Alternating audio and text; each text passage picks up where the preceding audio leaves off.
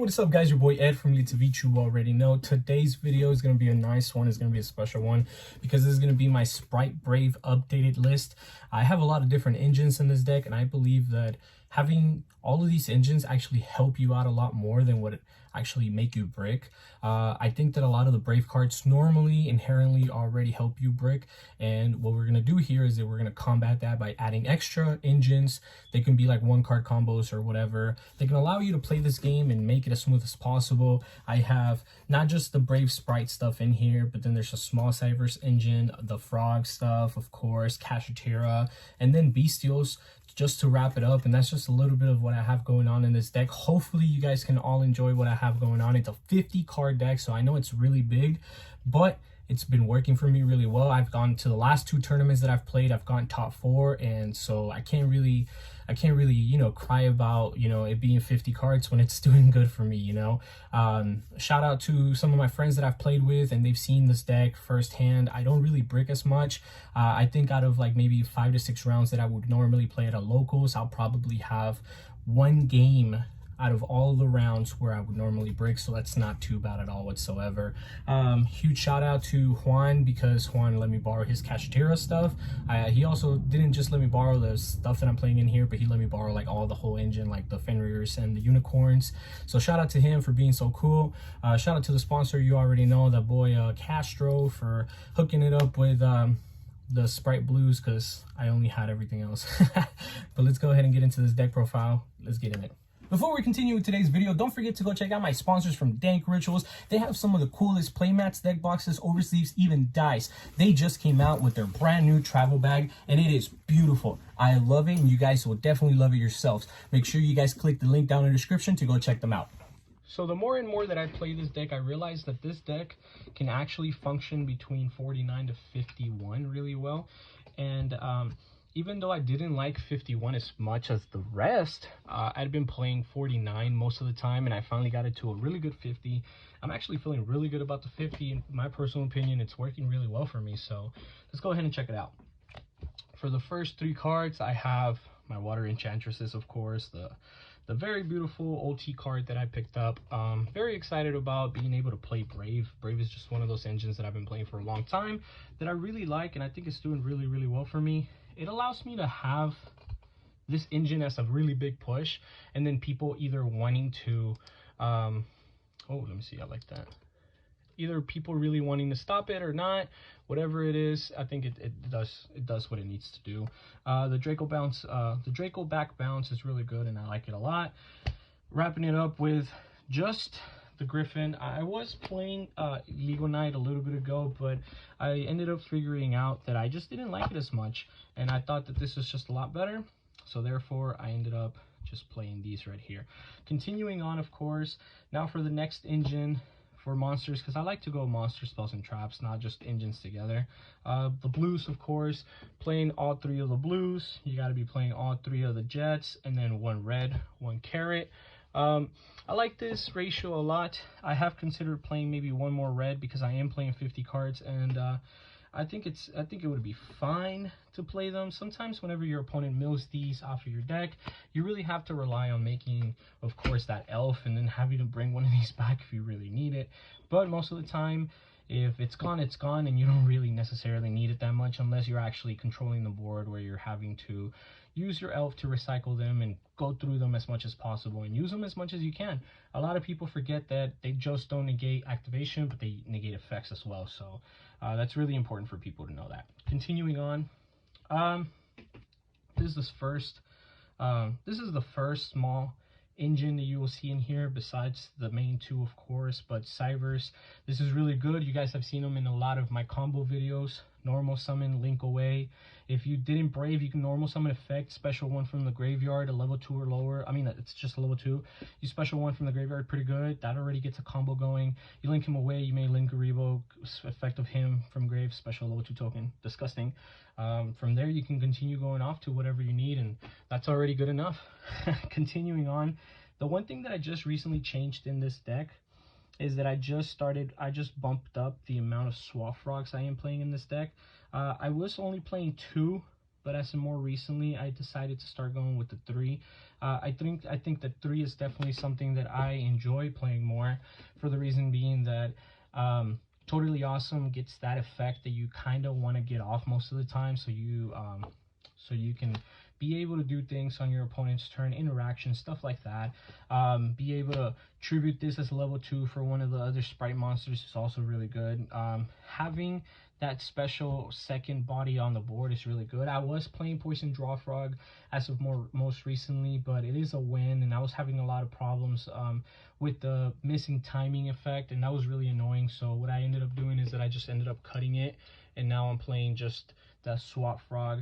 I ended up cutting off the Draw Frog maybe like 2 weeks ago, so I had not topped with it as for this last week, because this last week I played twice locals and I topped both of those times, so that was really good.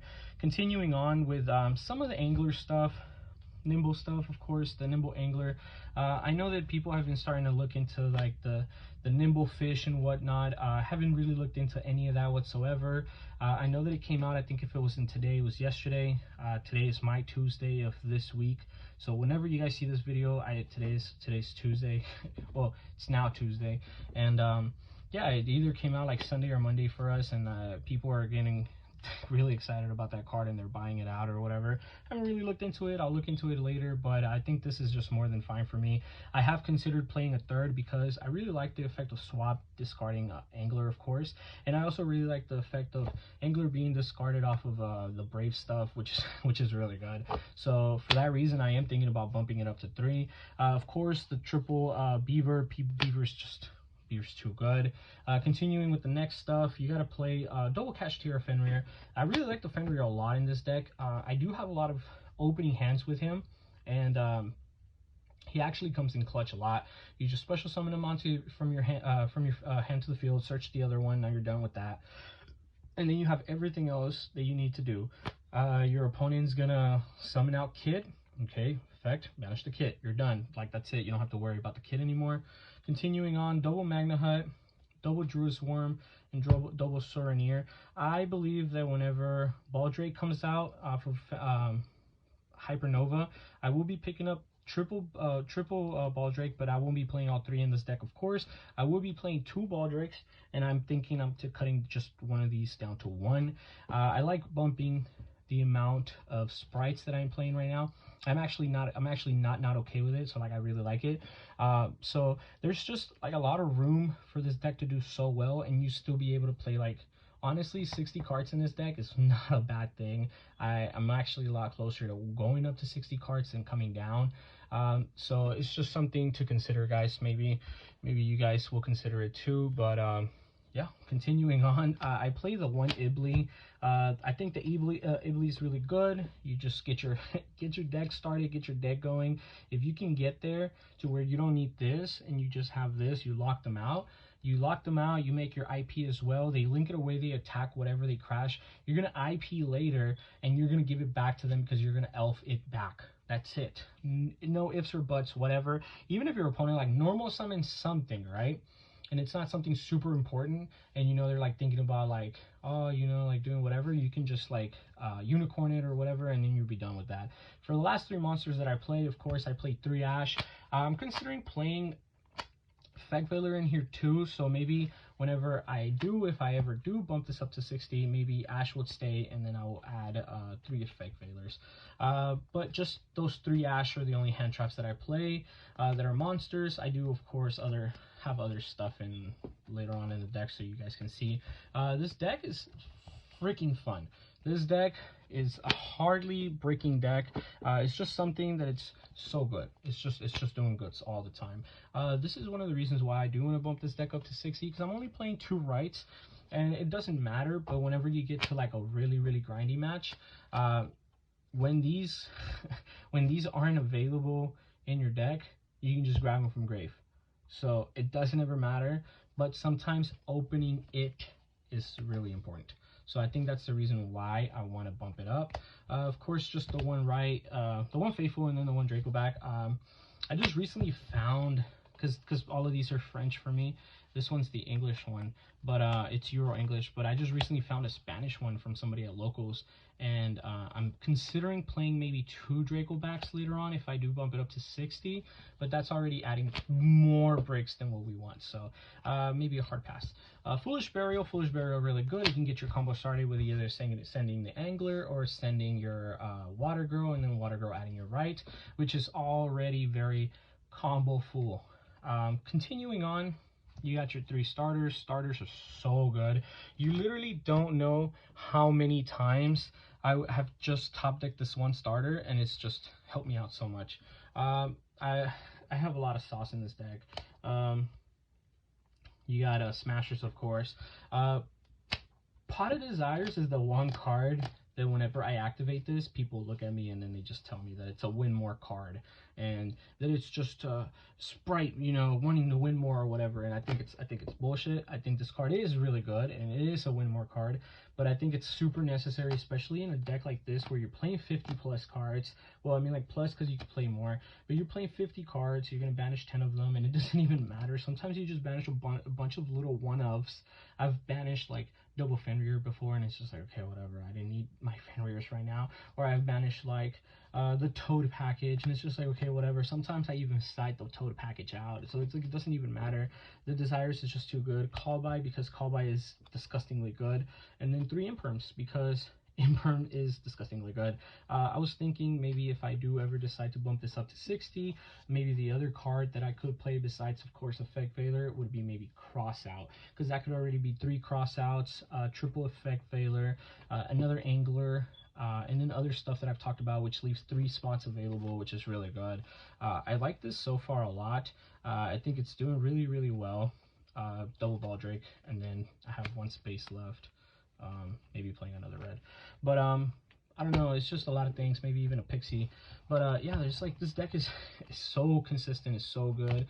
I don't like messing with it. I just changed these sleeves into the sleeves that I had to these sleeves, and I don't like it because I like having, well, I mean, like, I had a double sleeved, but I like having the same sleeve sometimes because it allows me to continue having that belief that Brent has, that is like, sometimes it's the sleeves that because of the hands that you get or whatever. Just ignore me, but that's just funny enough. I believe in that. Continuing on to the extra deck, of course, you start off with the 1 Link Garibo. Like I said, Garibo, too good. Normal summon, Cyberse, link away, special token, make this, link it away, make your sprint if you need the sprint. Funny. Pit Knight's too good. There's a bunch of cards here that I feel like are 100% staples and I wouldn't remove, and I'm starting to find other cards that I'm gonna start slowly removing out of this extra deck. Sprint, staple. Considering actually playing a second Sprint. Sometimes I think that it's kind of necessary, but I don't think it's like the most necessary thing. Double Elf, because Elf is actually really good. This is one of the cards that I'm actually considering on cutting. I started playing the Light Charmer. I don't really have too many lights. Sometimes I normal summon this, and with another monster I'll link away, make this, and then like revive something of theirs. But I've actually came to the point in realization that I don't really need it, because if I do Cyberse and then one of my other monsters, I link it away, I make her. This gives me a token, and then there already I can make giant. But I don't know, I just don't think it's good enough. I don't have that many light monsters. I'm actually considering on playing the Water Charmer, because I already have like Water Enchantress. I also have, like, you know, Toads, these guys, like, of course. So yeah, maybe she would be replaced in the future for a Water Charmer. Continuing on, I really like Dark Charmer, of course. Dark Charmer is a mad staple in here. Don't ever switch her out. Let me see. There you go. Cool. Yeah, don't ever switch her out. I think that she's too good to actually be taking out of the deck. Let me see if I can fix this. Yeah, kinda. I have a... Alright guys, before we continue with today's video, I wanted to make sure that you guys knew about my newest giveaway, which is for this BLS Funko Pop. I am very excited to announce that at 2,900 subscribers, I will be giving away this pop. There is a video already up on my channel. The link will be down in the description. Make sure you guys go comment, I want the BLS pop, I want the BLS, in order for you guys to be able to enter this giveaway. Thank you. I think I fixed the problem for now. It's just that these sleeves that I have on these are kind of reflective. They have like this, like, you see that, this little pattern. I don't know, I like it a lot though.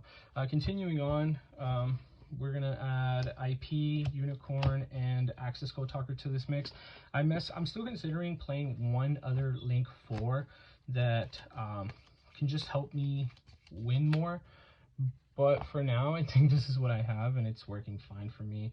I'm not sure on what the other Link 4 would be, or if I want to or not. But yeah, this is what I got. Double Giant, because Giant's really good.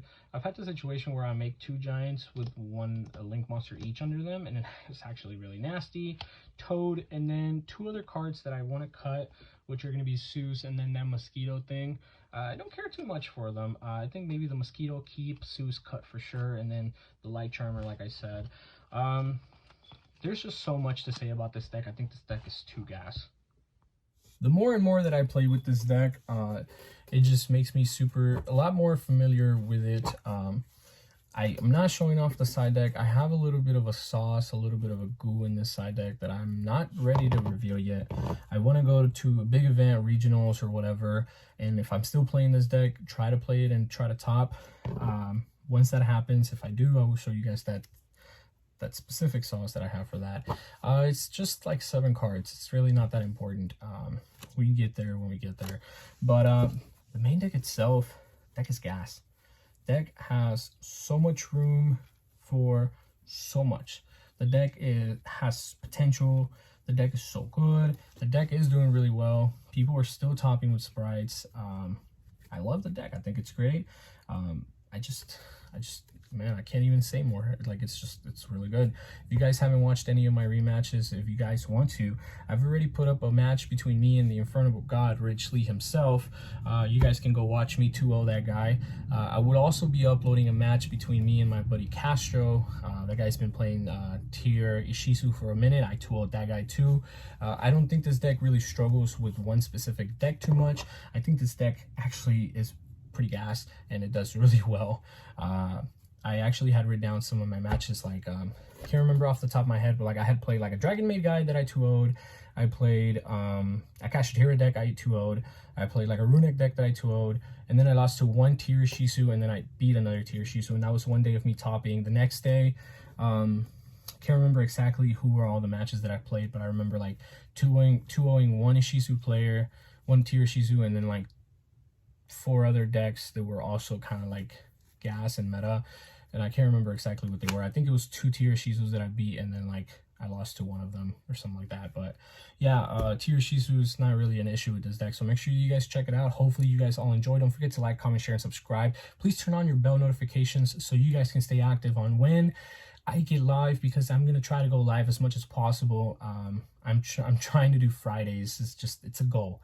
But let's go ahead and see what happens, guys. Thank you all for watching. See you guys on the next video.